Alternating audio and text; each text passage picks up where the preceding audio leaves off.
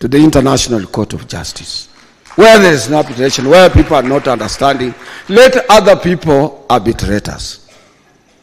And if you are not working with governments together, with governments together, they would have left us alone. And that is why there are things under social tripartism that both employers, workers, and governments must move towards one line. And the three are anchored at the international labor organization like this. That is why, after our elections and our party lost to his party, to the party of the president, I told my colleagues, I go back to where I belong. Because where I belong is in social tripartism, social dialogue, and an area of collective bargaining. I want to thank our employers. They have talked a lot about cost of living. But I want also, it's unfortunate that when I asked my handlers whether Jacqueline would be coming, there was no that confirmation and so on. Jacqueline would have been able to tell us because he has been talking about cost of living and so on, which is very good. The employers have someone that they can pass to the expenses of doing businesses. This somebody is a consumer who is a worker. Workers, we have nobody that we can pass to. And that is why we need to come together with the employers as they talk about the cost of living at their own initiative.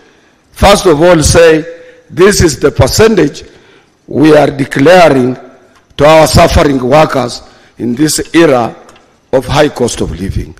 We will appreciate, we will thank them, and we will love them. Now, as the world is gearing up towards the COP28 that will be taking place in Dubai, I call upon all of us not to forget the clarion call for just transition that ensures that as we move towards a sustainable future, the rights and well-being of workers are safeguarded. But I have also told my colleagues that just transition does not only mean our areas of comfort being safeguarded by this clarion call. It also means that we are transiting from the current situation of agitation to next level. We cannot continue, remain in the agitation which has been our background for years. We must move to a next level from agitation to articulation so that we can attract both our employers and government to sit down and see what is good for workers and what do we need to have. Furthermore, we must remain true to our commitment of ending gender abuses in our workplaces through forced environments where all workers, regardless of gender, can contribute their talents without fear of discrimination or harassment. At this point, let me thank Mr. President for the further support you have extended to us by constituting a tripartite committee that is now working towards the process of ratifying various international labor conventions in the country, notably Convention number 190 and Convention number 189, to which you have made references to in various addresses that you have made, both locally and across the globe. We kindly ask your government to hasten this process and carry out this ratification as the world is watching us, Your Excellency.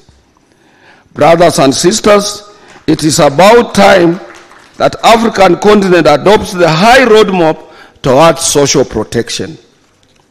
The well-being of our workers should not be compromised for short-term gains, because social protection measures are not only a mark of a civilized society, but also an investment in the stability and resilience of our workforce. And on this note, I want to thank Your Excellency for having said that let us, we in Kenya here, change our contribution to a little bit higher contribution, so that when one is retiring, he has something to carry with him at home. I thank you for that. We used not to see that. We used to take the government to court on the same But I think if that care is taken, then that will be all right.